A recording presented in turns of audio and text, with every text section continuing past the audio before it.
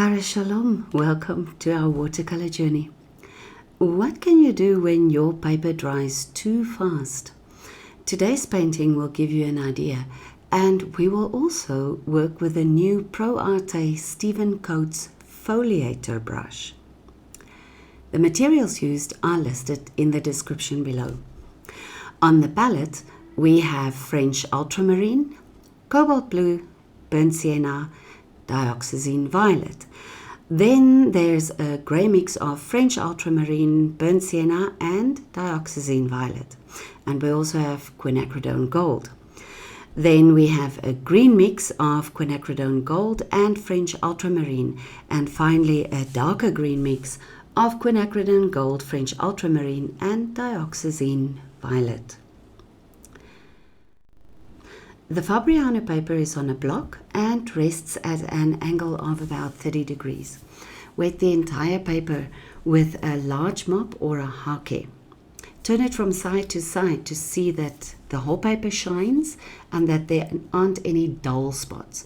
The dull spots are dry, so wet it again. Right, then use a large brush and add loose brush strokes of French Ultramarine and Cobalt Blue to your sky area. Leave plenty of white spaces for the clouds. Use some clean water to help the paint spread. Bring the sky area down to just under the middle line of your paper and try to create a fairly straight horizon line. Add a few darker areas near the top of the paper, as this is the area closest to the viewer, and let the color fade towards the horizon line to create depth and distance. Rinse the brush and then gently dab tiny bits of the gray mix into the sky area to create shadows in the clouds. Add these shadows just underneath the white patches to help form the clouds. Use the tip of the brush to lightly move the paint around so that it doesn't form blotches of paint. It should form soft edges and blend into the surrounding areas. This is an area where your touch should be as light as a feather. If you press too hard, you might have broad streaks of gray, which will compromise the form of your clouds. Notice also that the lower you go, the finer the gray dots become.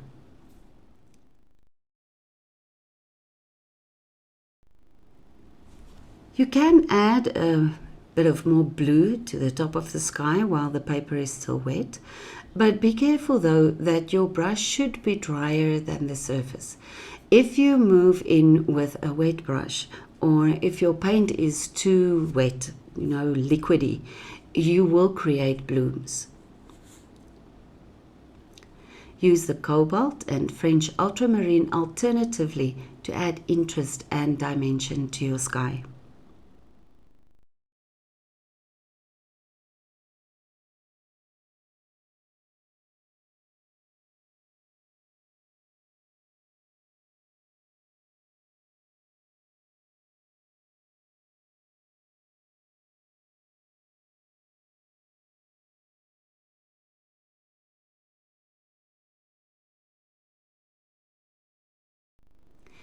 Here the paper has become too dry, so lightly spray it with a spray bottle to re-wet the surface. Make sure that your spray bottle sprays a fine mist and not large droplets. The purpose is only to re-wet the surface. A strong spray will move the paint and cause white spots to form. You only want the paint to blend easier. While you wait for the sky area to dry a bit, you can start working on the foreground with the long, smooth strokes of burnt sienna. Sometimes artists jump around on the paper because you need to let certain areas dry before you can continue to work there. So plan your painting so that you know where to go when you need to let things dry a bit. You still want to work on the wet surface, so that you can get smooth transitions between your sky and the foreground.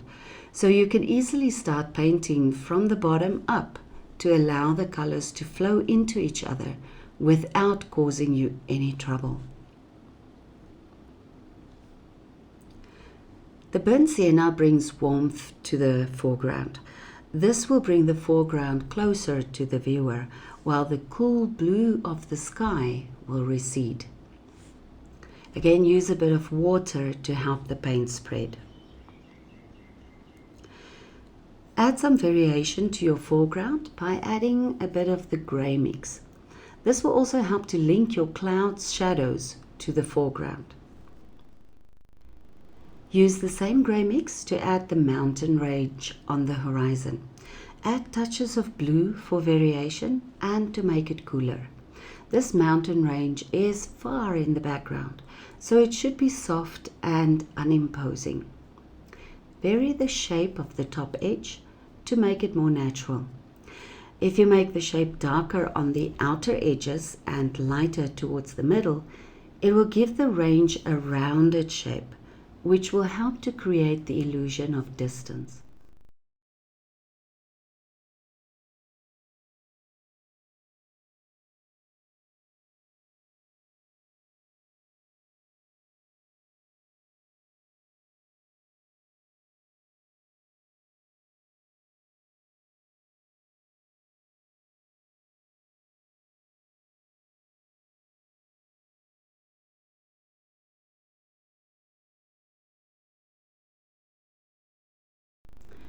You can spray the paper here again if it becomes too dry. Not too much, just enough to activate the paint a bit.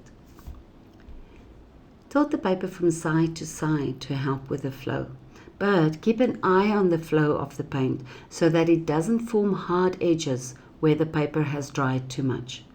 Use your brush to blend out some of the beads if necessary. Now your background is done, so you can let the painting dry. Use a smaller brush and burnt sienna to start painting the tree. Add some grey and then dioxazine to the trunk and branches. This will give the trunk dimension and you won't have a tree that is only one flat color.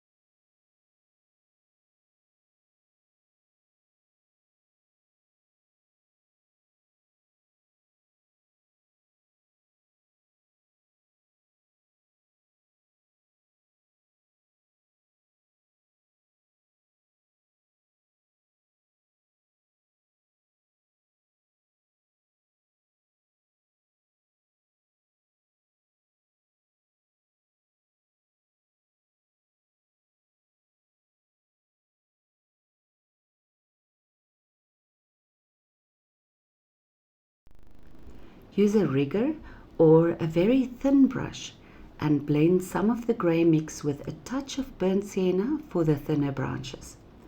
You can paint the branches from the outside in or from the trunk outwards. It is sometimes good to vary your method to ensure that your branches are organic and not stylized. You want your tree to look natural. Paint some of the branches darker and some lighter to get a 3D effect. Make your marks broader closer to the trunk and allow the branches then to taper out towards the tips.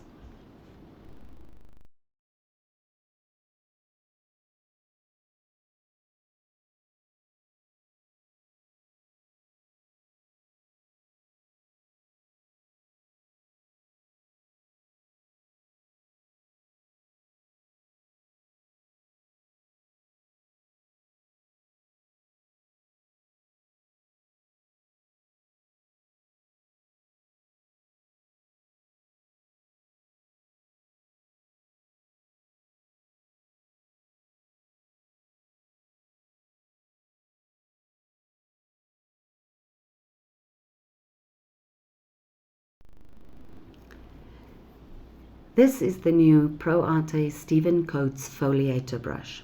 This brush was specially developed by Stephen Coates to create interesting foliage. The brush has stiffer bristles and is chiseled on the one side with a half round shape. So it is very easy to make a variety of shapes for your foliage. Dip the brush in the paint and lightly dab the paint on the paper to create foliage and soft grass. Use the greens and the purples to bring variation. By turning the brush sideways or onto its rounded side, you can create various patterns of grass and foliage. This brush was a nice surprise to us. So let us know in the comments if you have used it and what you think of it.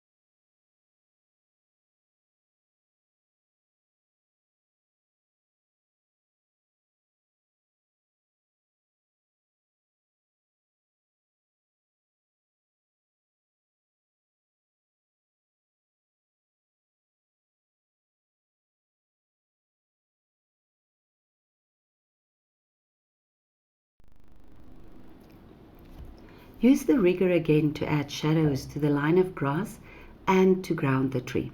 You can also add additional branches to the tree now that you have an indication of where your leaves are.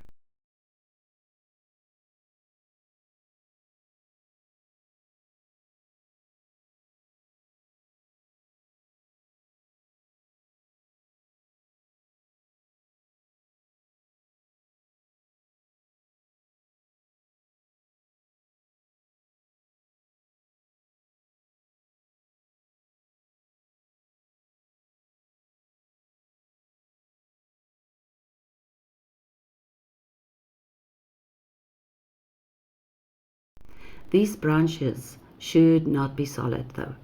Draw broken lines and keep it as light as possible.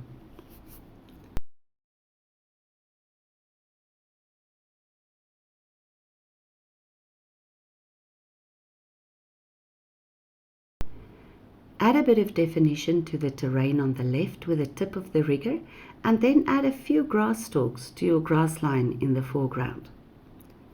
You can also dab in a few dots of the darker green to add some shadows to the foliage.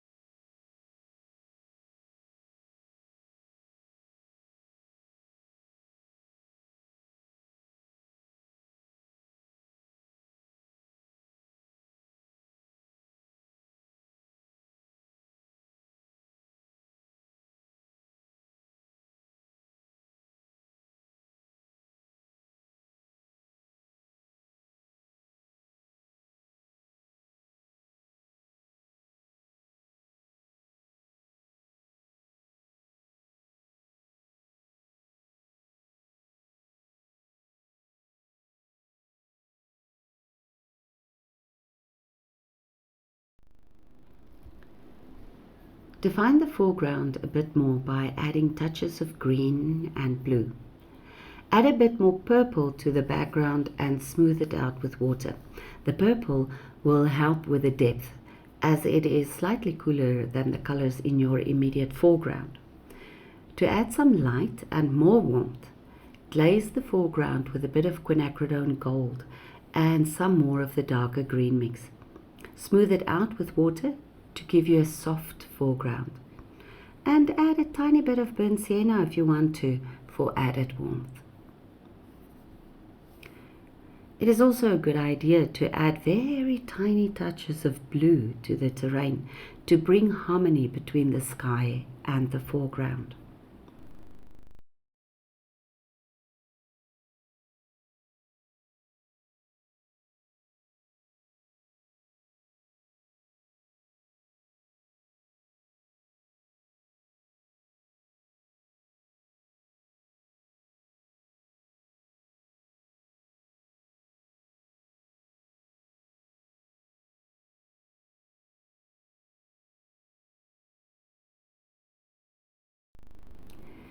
If you want to add a bit of life to your landscape, you can always add a few lonely birds in the sky.